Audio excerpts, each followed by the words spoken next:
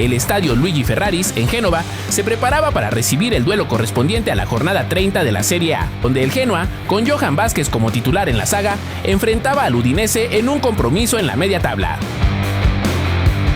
El arranque del encuentro fue muy plano para los espectadores, pues como tal no había actividad en las áreas y los equipos se preocupaban por tener la pelota en su poder, aunque por esta lucha ningún club conseguía imponerse sobre el otro. Pero una vez que pasaron los primeros minutos, el juego se fue declinando en favor del Genoa, y Johan fue uno de los futbolistas que empujó por la banda para que su equipo se lanzara al frente. Así que el mexicano, aparte de ser el referente en la defensa, también jugó un papel importante para ayudar con los traslados hasta el área contraria, ya sea con trazos largos o subiendo él mismo para apoyar a sus compañeros.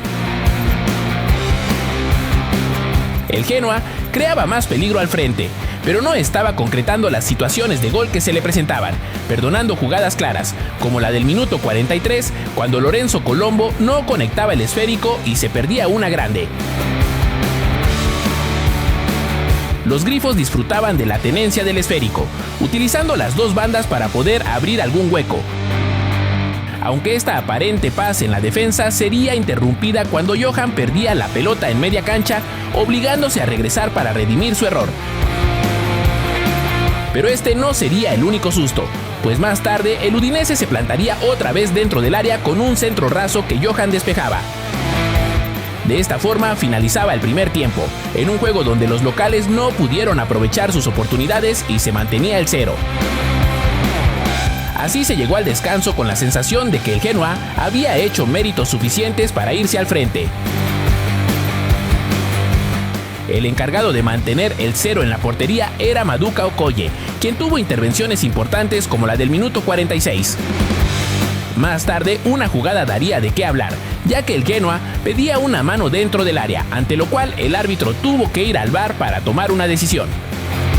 A pesar de que los jugadores locales presionaron al silbante para marcar el penal, el colegiado dictaminó que no era, lo que desató molestia en la banca, donde incluso una persona del cuerpo técnico del Genoa se iba expulsado por reclamar la decisión.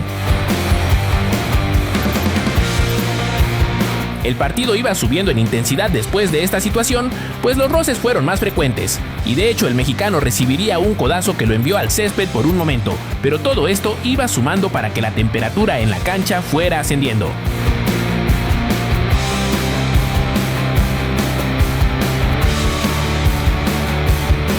Al minuto 57, Johan ganó un remate con la cabeza, pero le faltaba dirección a portería para siquiera inquietar al guardameta.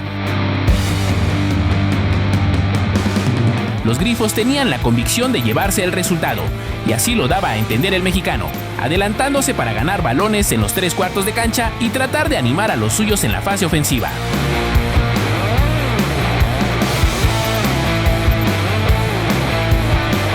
No obstante, instantes después, los visitantes conseguían evadir a la defensa con un centro, donde Johan fue techado y que Jürgen Ekkelenkamp no perdonó para silenciar el estadio.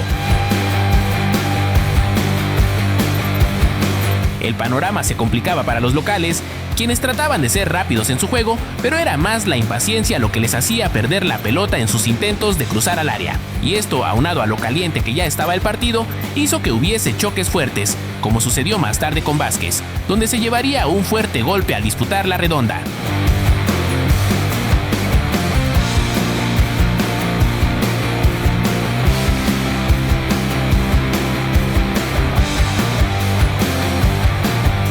Durante el cierre del encuentro, el mexicano era un atacante más, subiendo por las bandas para jalar algo de marca, pero también si podía se metía al corazón del área en busca del remate.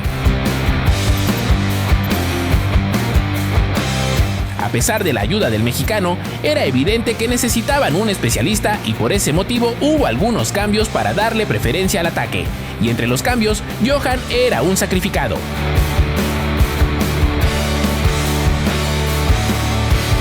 Pero desde la banca explotaba otro problema cuando un asistente se peleaba contra Hassan Camara, iniciando la trifulca entre los equipos.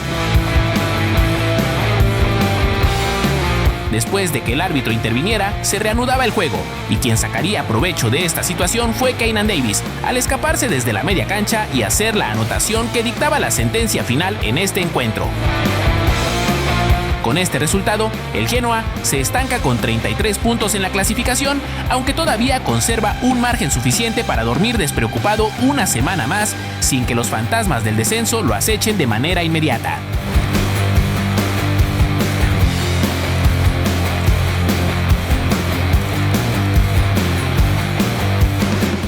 Segunda fecha de la segunda división en Países Bajos y el Dordrecht recibía la visita del Top Os con Stefano Carrillo en la banca. Los visitantes mandaron a las gradas la primera que generaron de peligro. Sin embargo, los carneros asestaron 2 zarpazos de forma consecutiva. El primero en este contrarremate implacable de Seung-Yoon Bae. El segundo llegó momentos después, con un gran pase hacia Nick Benema que parecía indicar un trámite beneplácito para su causa. No obstante, estos 2 goles en menos de 10 minutos de juego parecieron haberlos afectado, pues su dinámica bajó, se relajaron y encajaron el descuento en media hora de partido. El equipo trataba de contestar y retomar la dinámica que había sobrepasado al Topos en esos primeros compases, pero en su lugar se encontraban con un rival mejor organizado que estaba en busca del empate, mismo que llegó al minuto 70. Llegaba movimiento desde el banquillo, mediocampista ofensivo y delantero, mismo al que buscaban en largo por vez primera en el juego, pero no pudo cazar la segunda jugada. Otro cambio en el guión dejaba con 10 al Dordrecht por la doble amarilla de Do Young. La desventaja numérica no se reflejó inmediatamente, pero en los últimos 10 minutos los carneros estaban obligados a cubrir más terreno para compensar. A Stefano por poco le queda una peinada en el corazón del área. Nick terminaba la jugada con este terrible intento. Y es que la saga se había vuelto protagonista, leyendo constantemente las intenciones de los atacantes, dando ese paso justo hacia adelante para cortar los envíos antes de que pudieran convertirse en peligro real. Carrillo bajaba para ayudar a organizar desde el fondo con urgencia, y aunque el primer intento no resultaba, en la siguiente jugada iban a filtrar para Benema, que definía correctamente, pero en fuera de juego.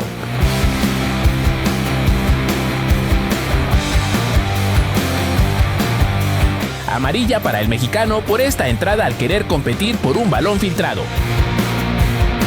Una nueva oportunidad para conducir, pero le faltó maña para escorarse lejos de su marca y lo terminaban por despojar del balón con facilidad.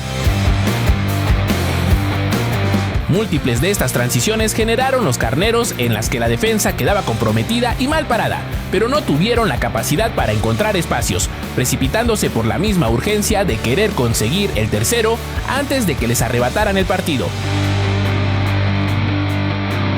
En un juego donde los delanteros tenían que acarrear la pelota, salieron a relucir las limitaciones del delantero mexicano, que desde el último mes ha perdido su lugar en el 11.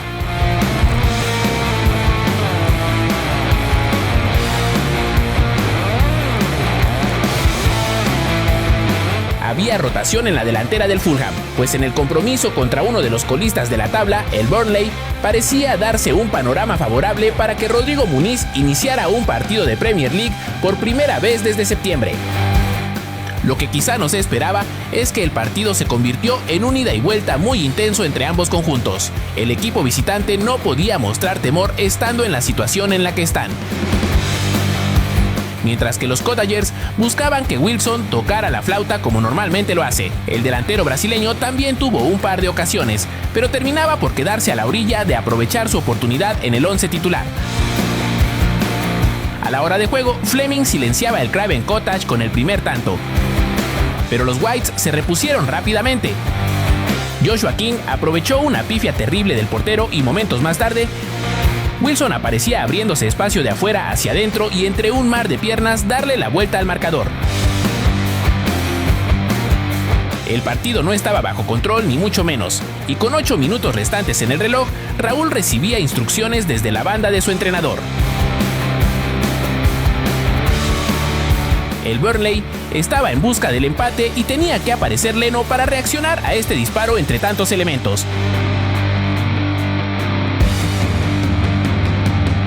El lobo mexicano tuvo que defender primero para poder encontrar su camino hacia el ataque, recibiendo una primera pelota en la que guardaba la esférica, buscando que el equipo se pudiera asentar lejos de su área. No obstante, por el contexto del juego, el Burnley no iba a limitarse a ser espectador. Estaban obligados a salir a buscar el juego, y esta situación favorecía a los Whites, que si podían ser veloces podían encontrar espacios en su retaguardia. De hecho, Jiménez iba a desatar una jugada como las que buscaban, pero Iwobi se volvió loco con este centro. El portero alemán le ponía el pecho a las balas en una escapada a la espalda de su defensa. De regreso a la portería contraria, Smith Rowe puso este centro bombeado para el mexicano en segundo poste, que dio la sensación de que le quedó muy arriba. En la siguiente, Raúl iba a dormir un pelotazo con la clase que lo caracteriza. Chukwueze atraía la marca de dos elementos mientras su delantero realizaba el sprint hacia la caja del área, cayendo justo antes de sacar el calcetinazo por el empujón de Lorán. El árbitro marcó el penal y mandó a las regaderas al infractor. Uno de los mejores cobradores de penales modernos amagó en 2 ocasiones desde los 11 pasos y terminó colocando el balón con la altura suficiente para que no llegara el cancerbero. Los jugadores se quejaban de los amagues, mientras que Raúl se hincaba para dedicarle el gol a su padre, que falleció unos días antes del partido contra el Nottingham Forest. Prácticamente con el partido en la bolsa, generaba una jugada desde el costado izquierdo, conduciendo hacia el área y descargando, aunque Chukwueze no pudo terminar el trabajo. Con el silbatazo final se daban estas conmovedoras imágenes de los dos delanteros del equipo.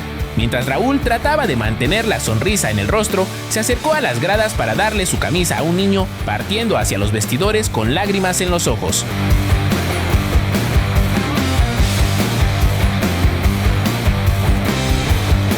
El Fulham tiene 44 puntos y está en la posición 9.